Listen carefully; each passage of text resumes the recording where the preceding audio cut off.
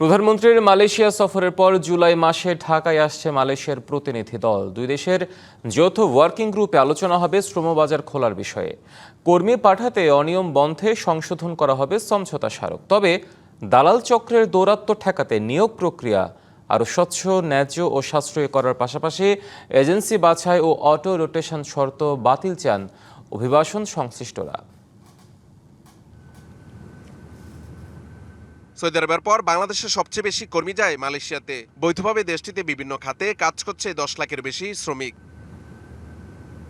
বাংলাদেশ সহ 14টি দেশ থেকে কর্মী নেয় মালয়েশিয়া। তবে সিন্ডিকেটের দৌরাত্ম্য, নানান অনিয়ম, অর্থ ও মানব পাচারের অভিযোগে গেল 15 বছরে 3 দফা বন্ধ হয়ে যায় বাংলাদেশিদের জন্য মালয়েশিয়া শ্রমবাজার।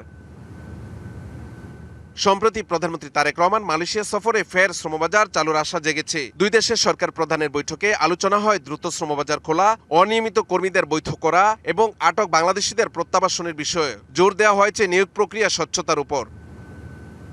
জনশক্তি রপ্তানিকার সংশ্লিষ্টরা বলছেন, অনিয়ম বন্ধে আগের সমঝোতা স্মারক সংশোধন করে দ্রুত শ্রমবাজার উন্মুক্ত করা সম্ভব। নতুন এমইউ যখন সরকার করবে, রাষ্ট্রের কথা চিন্তা করে করবে এবং ওই সরকারও তাদের রাষ্ট্রের কথা চিন্তা করে করবে। টেকনিক্যাল কমিটি যখন আসবে, আলোচনা করবে, তখন আমরা পরিষ্কার হয়ে যাব যে মার্কেটটা কি আগামী মাসে খুলতেছে না আর 1 মাস পরে খুলতেছে, যে করে স্মুথলি রান করানো যায় সেই বিষয়টাকে প্রায়োরিটি দিয়েছেন। কর্মীদের সাথে প্রতারণা ঠেকাতে সরকার আরও তদারকি বাড়ানোর পাশাপাশি নিশ্চিত করতে হবে স্বচ্ছতা ও জবাবদিহিতা, এমন মত অভিবাসন বিশেষজ্ঞদের।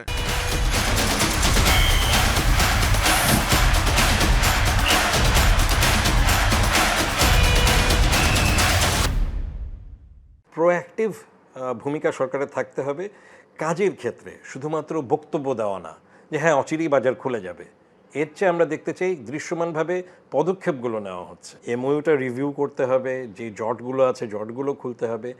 দ্রুত যদি তাড়াহুড়ো করে যদি বাজারটা খোলার চেষ্টা হয় খুলতে পারে, কিন্তু সেটা আবার অচিরেই বন্ধ হওয়ার সম্ভাবনা থাকে। সরকারের আশা শিগগিরই কর্মী পাঠানোর পথ সুগম হবে। আর সে সমঝোতা স্মারকে সংশোধনী। তারাও চায় যে এখানে একটা স্বচ্ছ প্রক্রিয়া নিশ্চিত করে জিরো কস্টে একটা কর্মী প্রেরণ ব্যবস্থা করছে। আশা করি যে মালয়েশিয়ার প্রতিনিধি যেই আসুক, আলাপ আলোচনার মধ্যে দিয়ে বাংলাদেশিদের যাওয়ার পথটা সুগম হবে।